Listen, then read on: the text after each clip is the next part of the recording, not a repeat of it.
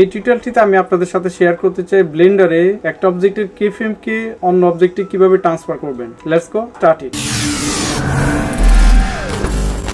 স্ক্রিনে লক্ষ্য করুন, এখানে আমার দুটো অবজেক্ট রয়েছে, একটি কিউব রয়েছে আর একটি রয়েছে স্ফিয়ার। তো এখন এই কিউব থেকে যদি আমি keyframe-টা আমি স্ফিয়ারে ট্রান্সফর্ম করতে চাই বা সরাতে চাই, কপি পেস্ট করতে চাই, সিম্পলি কিন্তু হবে না। আমি দেখেন এখানে আমি একটি কে জেনারেট করেছি, একটা 1 থেকে 60 ফ্রেম পর্যন্ত যদি আমি মুভ করি, দেখেন আমি প্লে করলে আমার কিউবটা এক জায়গা থেকে আরেক জায়গায় সরে যাচ্ছে। সিমিলার ওয়েতে আমি চাচ্ছি যে আমার সেম keyframe-টা আমি স্ফিয়ারেও অ্যাসাইন করব। সেক্ষেত্রে আমি ম্যানুয়ালি না করে আমি কি করতে যাচ্ছি, আমার কিউব থেকে keyframe-টা আমি কপি করে পেস্ট করব, ট্রান্সফার করব।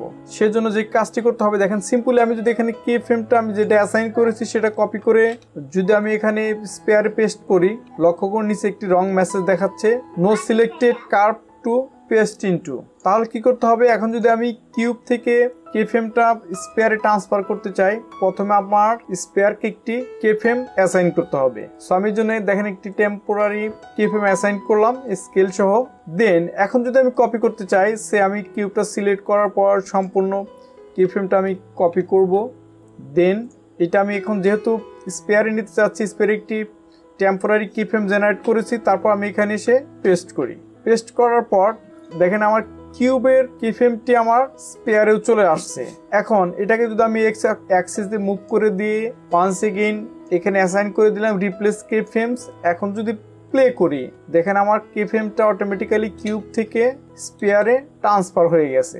আর এটা যদি ফার্স্ট টাইম আপনি দেখেন, আমি ভিডিওতে দেখিয়েছিলাম যে প্রথমে যদি আপনার কোনো keyframe অ্যাসাইন না করেন, তাহলে আপনার keyframe-টা একটা থেকে আরেকটা অবজেক্টে পেস্ট করা যায় না। এই জন্য টেম্পোরারি যেখানে আপনি keyframe-টা নেবেন সেখানে একটি কে জেনারেট করতে হবে, তারপর আপনি কপি থেকে পেস্ট করলে আপনার এক অবজেক্ট থেকে keyframe-টা কপি হয়ে আর এক অবজেক্টে পেস্ট করতে পারবেন। আমি আবার প্লে করে দেখাচ্ছি, সি মুভ করে গেল। তো এভাবে খুব সহজে ইনস্ট্রাকশন ফলো করে আপনার একটা অবজেক্ট থেকে keyframe আর একটা অবজেক্টে ট্রান্সফার করতে পারেন। সো এখন এই পর্যন্তই, সি ইউ নেক্সট ভিডিও। খোদা হাফেজ।